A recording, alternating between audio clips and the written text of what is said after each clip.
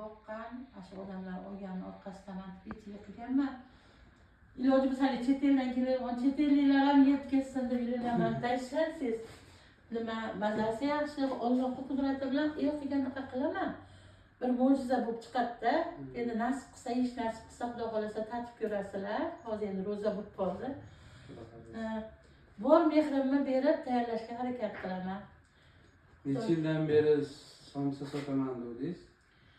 Mana 24 yil bo'ldi bu. 24 yildan beri mana shu ish bilan shug'ullanaman. Demak, sizni butun Marg'ilon taniqtirgan.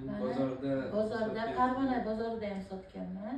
Keyin ko'proq Toshloq bozoriga taniydi. Toshloqda edi, oldin hali. O'zimning uyim shu Toshloqda edi. Shundan beri shu ish bilan shug'ullanaman. Orzungiz nima xola? Orzuyim qatori, to'g'risini aytaman, xafa bo'lmanglar, uyli bo'lish hozir orzuyim. Orzuyim birinchi o'chirda. Hozir hech qayerda uchirda turmayman-da.